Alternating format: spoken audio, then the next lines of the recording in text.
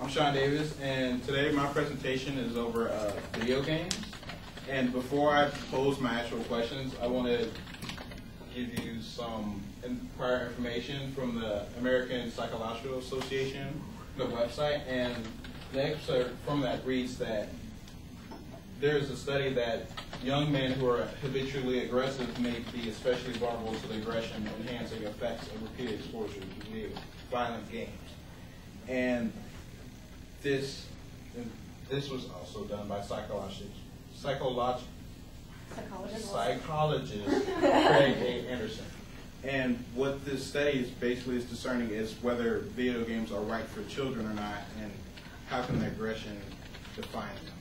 Now, again, before posing my question, I want to show a video.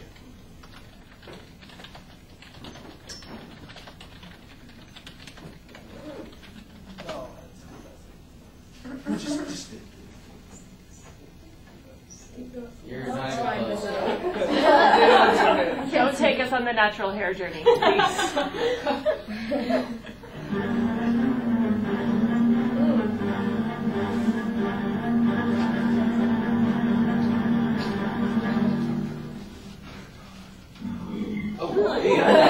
Very interesting, powerful, and fairly new area of media to consider.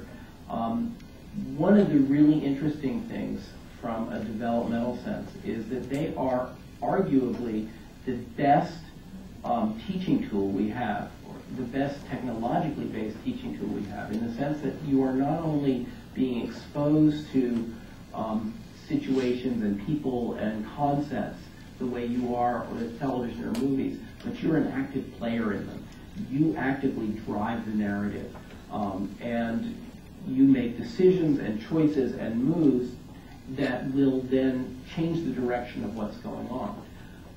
What that means, of course, is this is essentially a virtual reality, that you are immersed in an environment with a set of conditions, that you are asked by the gameplay to behave in certain ways. If you do it really well, you get rewarded. You also get more complicated and interesting narratives. If you do it badly, you get punished. So you are inside what psychologists call behavioral scripts. And behavioral scripts are how we learn anything. It's how we learn to say please and thank you. It's how we learn to please our parents and to do well in school. But if you're in an environment where, for example, you are learning how to play soccer well, it will help you learn soccer strategy. It won't help you kick a ball. It will help you think about how to play the game. If you're in a game where you're approaching the world over the barrel of a weapon and your job is to kill them before they kill you, you will get better at that. So it really is content-driven with video games. The medium itself is neutral. We give the valence of good or bad or destructive to it. Unfortunately, the most popular video games, even among very young kids, are the ones that reward you for doing violence against others.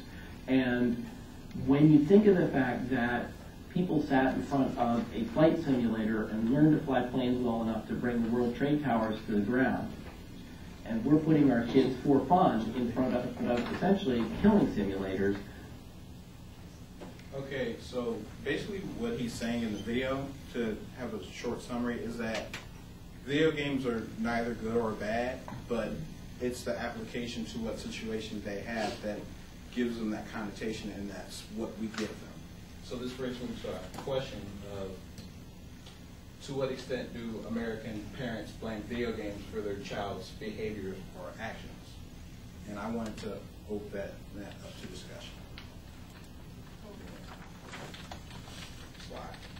Well, I think, especially with maybe a little parents, like a little older parents, like they didn't really have like much video games, even the complex video games we have today. So I've had this like conversation with like old women before, and they're just like, kids are out there killing each other because they're playing all these like violent video games. Like she's talking about Call of Duty. That's what she's talking about, Call of Duty. I just think that it's because it's more like ignorance. Like they just don't know. Didn't experience it. I think I do not doubt that the violence in video games does influence the children, but you can trace that back to the people who give them the video games and the people who let them play them. And most of the time, their parents or their guardians are the ones who let them play them. It may be friends or grandparents who buy the games for the child, but in the end, it's the parent who gives the child the freedom to play that game, and they should be the ones being blamed. And that gets to one of the points I have to make later. But so it comes to whether a video game is perceived as bad or not. It comes to a discrimination versus emotion versus reason. And basically, the person who would feel more emotion is the actual gamer. The person who's playing a video game, they would have something to say like, well, it's not that bad. I'm not going to go out and start shooting people or killing people because of this video game. And the parent's perspective would be, well, this video game has a lot of violence, and this is not okay. This might affect your life negatively. And that's why I asked the question of why do American parents blame video games as being the cause of their child's behavior?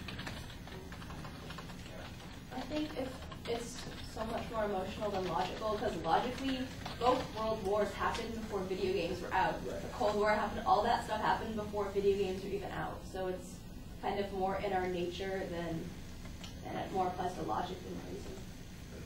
I think a lot of this goes back to the video you just showed and how the behavior can definitely be influenced by the video games, but I think a lot of it can also come back to the video game and how it teaches them the tactics of that. Because one thing that I think is really interesting is that, kind of like what he said, if you put a kid and have him play like a FIFA game for a set period of time, if he goes out and tries to play a game, maybe he won't be the best physically, but he'll understand it. He'll know how to accomplish his goal of scoring the goal, and it could be the same, yeah, no pun intended.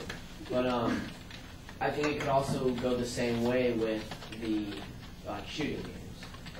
Then another question I have, I know it's binary, but are these reasons for the blame of the video games more emotional, or does it come from the parents' own logic, which is what some of us have just answered? And Sam, you got a question? Oh, no, I was just... Richie? Well, okay, if we look at it from an emotional point of view, you have to look, so when I have my kids, because I played those same games that they're playing in the near future, not near future, future. The point is, they're playing the games that I also played. I wouldn't feel, like, from an emotional standpoint, I would not feel that, okay, they're being affected the same way. As from a logical point of view, it would be like, was I violent? I would look at it, was I violent as a kid? Oh, not really. Then I don't think they're being affected the same way as I was. Yeah. What I wanted to get to is that in 1994, because of games like Mortal Kombat, the first one, and games like Doom, the ESRB rating, which you can see here, was created so that there would no longer be any questions of what the content of the game had.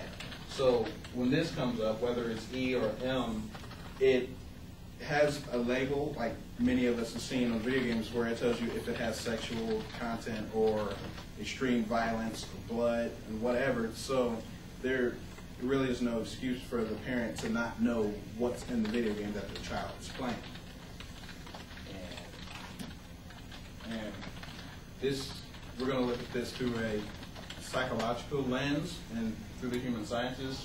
What this is fundamental attribution error, which basically, I'm not going to read this word for word, but basically you're blaming someone's actions for something and you don't really look at the whole situation.